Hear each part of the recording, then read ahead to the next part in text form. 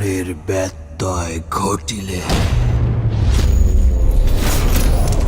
তরুণ নির্মাতা রায়হান রাফি নির্মিত তুফান সিনেমাটি মুক্তির আগেই কুড়ালো নকলের দুর্নাম।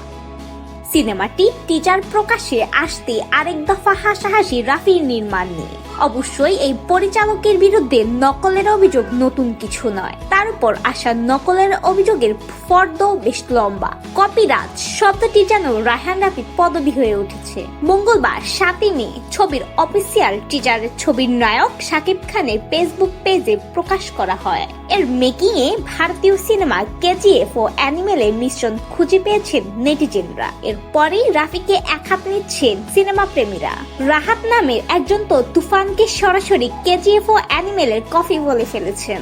রাশেদ নামের একজন ট্রিজার দেখে বলেছেন, মনে হচ্ছে সাউথ ইন্ডিয়ার মুভি ট্রিজার দেখলাম। তুফানের নায়কের পোশাক ও অভিব্যক্তি কেজিএফ এর যশ ও অ্যানিমেলের স্টার রণবীরের লুকের খিচুড়ি পাকিয়েছেন নির্মাতা Rafi. Look, get up, set up ও মেকআপ সবকিছুতেই কেজিএফ সিনেমার কপির আলামত রেখেছেন এই নির্মাতা। যদিও রাফির দাবি ছবির লুক ও অ্যাকশন একদমই আলাদা, তবে কেজিএফ সিনেমার বাজেট নকল করতে পারেনি নির্মাতা।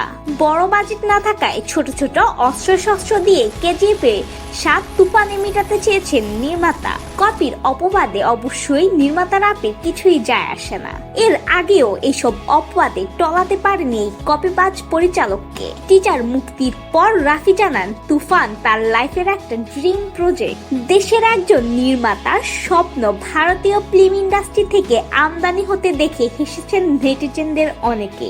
এর আগে ওয়েব ফিল্ম নিঃশ্বাসের ট্রেলার ট্র্যাক মিউজিক চুরির অভিযোগ উঠেছে রাফির বিরুদ্ধে। অবশ্যই তিনি সেটিকে নকল বলতে নারাজ। অভিযোগ সামাল দিতে অভিধান ঘেটে অনুপ্রাণিত শব্দ এনে সে যাত্রায় পিঠ বাঁচিয়েছিলেন তিনি। এছাড়া আরপান নিশু অভিনীত প্রথম চলচ্চিত্র সুরঙ্গের বিরুদ্ধেও ব্যাকগ্রাউন্ড মিউজিক নকলের অভিযোগ উঠেছে। এটিও রাফির নির্মাণ। নেটিজেনরা নকল তথ্য উৎপাত্ত হাজির করলেও মানদণ্ড টান রেখে জানিয়েছেন, তিনি যা করেছেন সহি পদ্ধতিতে করেছেন। রাফি যে মিউজিক থেকে অনুপ্রাণিত হন তা কিন্তু নয়, অন্যের পোস্টারও তাকে অনুপ্রাণিত করে। এর আগেও তার নির্মিত ওয়েব ফিল্ম প্রাইডের পোস্টারটিও নকল বলে চালিয়েছেন নেট নাগরিকরা। সেটিও ছিল সাউথ কোরিয়ার সিনেমার প্যারাসাইটের নকল। এবার তুফান সিনেমার টিজার বেরোতেই উঠল নকলের অভিযোগ। তবে সাকিবিয়ানরা তাদের পছন্দের নায়ককে এমন লুকে দেখে বেজায় আনন্দিত। ফলে সোশ্যাল মিডিয়ার মাধ্যমে দুর্নামে ঝড় বয়ে চলছে রাফির উপর দিয়ে। তুফান, খুব ভয় পাইছি রে।